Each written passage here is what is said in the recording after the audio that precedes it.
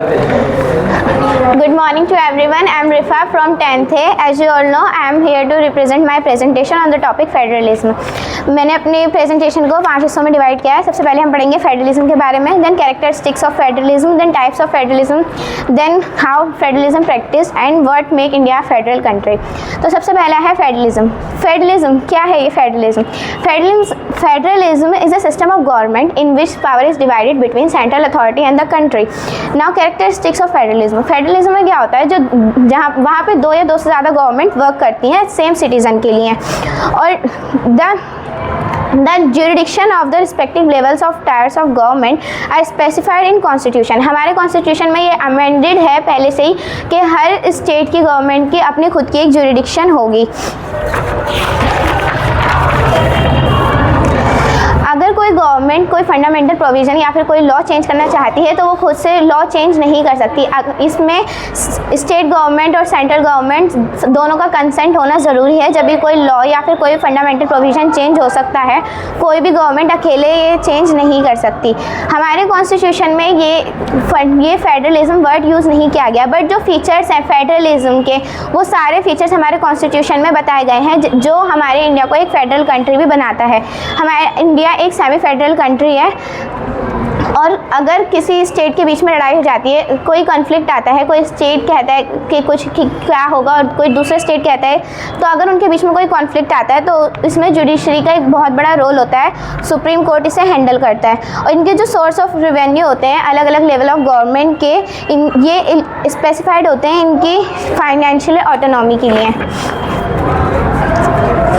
और ये जो गवर्नमेंट होती है यूनियन या फिर सेंट्रल गवर्नमेंट और स्टेट गवर्नमेंट और एक और रीजनल गवर्नमेंट, इन तीनों गवर्नमेंट को पॉलिसीज़ पे कुछ एग्रीमेंट अपना शो करना पड़ता है ताकि इनकी सिक्योरिटी इंक्रीज़ हो और इनका डेवलपमेंट हो सके. Then types of federalism. There are 2 types of federalism, coming together federalism and holding together federalism. Coming together federalism में क्या होता है, अलग अलग इंडिपेंडेंट स्टेट्स आते हैं और एक लार्ज नेशन फॉर्म करते हैं, जिससे इनकी सिक्योरिटी इंक्रीज होती है और इनकी आइडेंटिटी रिटेन होती है. कमिंग टुगेदर फेडरलिज्म में सारे स्टेट्स की अपनी खुद की एक इंडिपेंडेंट अथॉरिटी होती है, और ये फेडरलिज्म हमें यूएसए, स्विट्ज़रलैंड और ऑस्ट्रेलिया में भी देखने को मिलता है. Then holding together federalism. Holding together federalism में क्या होता है, एक लार्ज कंट्री होती है, वो एक पावर को डिवाइड करने की कोशिश करती है गवर्नमेंट और स्टेट के बीच में, सेंट्रल गवर्नमेंट और स्टेट गवर्नमेंट के बीच में पावर्स को डिवाइड किया जाता है. Some of the constituent state had unequal power. कुछ जो कॉन्स्टिट्यूएंट स्टेट्स होते हैं उनके पास अनइक्वल पावर होती है for their special status. Central government can dismiss their opinion. Central government उनके ओपिनियन को डिसमिस भी कर सकती है because of their special status. Some of countries including India and Belgium and Spain. India, Belgium और Spain में भी ये होल्डिंग टुगेदर फेडरलिज्म देखने को मिलता है. Then next topic is what make India federal country. India एक फेडरल कंट्री कैसे है? हमारे कॉन्स्टिट्यूशन में बताया गया है कि इंडिया एक फेडरल कंट्री है. इंडिया जो है वो हमारे सेमी फेडरल कंट्री में आता है, जहाँ पे 2 या 2 से ज़्यादा लेवल की गवर्नमेंट होती हैं. वो एक फेडरलिज्म होता है, जैसे कि मैंने पहले बता दिया. तो ये हमारे कॉन्स्टिट्यूशन में लिखा हुआ है, हमारे कॉन्स्टिट्यूशन में पहले से ही अमेंडेड है. वर्ड फेडरलिज्म यूज़ नहीं हुआ, बट हमारे कॉन्स्टिट्यूशन में ये बताया गया है. फिर बाद में पंचायती राज और म्यूनिसिपैलिटीज़ को भी ऐड किया गया. और हमारी जो since there is a 3 tier of government, the constitution states in 3 list. इसे 3 लिस्ट में डिफाइन किया गया है. First union list, second state list and third concurrent list. Union list में defence, foreign currencies and foreign affairs and currencies etcetera include होते हैं. ये जिस तरह के सब्जेक्ट होते हैं ये नेशनल इंपॉर्टेंस रखते हैं, और इसके थ्रू इससे रिलेटेड जो भी लॉ बनाया जाता है वो यूनियन गवर्नमेंट बनाती है. Then state list.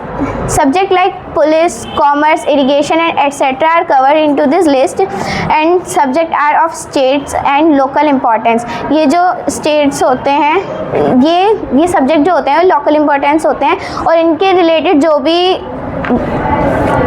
इनके रिलेटेड जो भी लॉ बनता है वो स्टेट गवर्नमेंट फॉर्म करती है। देन कॉन्करेंट लिस्ट, ऐसे सब्जेक्ट जो ना यूनियन लिस्ट में आते हैं और ना ही स्टेट लिस्ट में आते हैं, वो कॉन्करेंट लिस्ट में आते हैं, जो कि हमारी लाइफ में बहुत ज़्यादा इंपॉर्टेंट रोल प्ले करते हैं, जैसे कि education, forest, trade, union, marriage and adoption and succession. Both the central and state government has right to make their laws. Some state enjoy special status such as Assam, Nagaland, Arunachal Pradesh and Mizoram in Article 371 due to their peculiar social and historical circumstances. Chandigarh, Lakshadweep, the capital city of Delhi, is called Union Territories and the central government has special powers in running these areas. How is federalism practiced? Federalism practice करता है linguistic states and language policy के basis पे। तो सबसे अगर हम देखें जब हमारा देश आज़ाद हुआ था इन 1947, अगर उसके मैप को देखा जाए और अगर अब के मैप को हम देखें तो हमारे इंडिया में काफ़ी ज़्यादा चेंजेस आए हैं।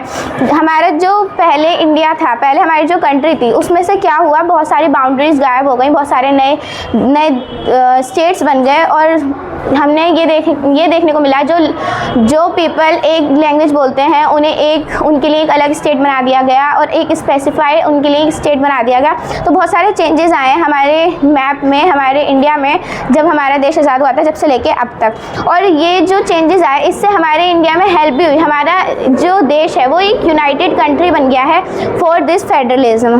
देन लैंग्वेज पॉलिसी, हमारे इंडिया में बहुत सारे लोग अलग अलग लैंग्वेज यूज़ करते हैं, किसी भी लैंग्वेज को as a national language declare नहीं किया गया।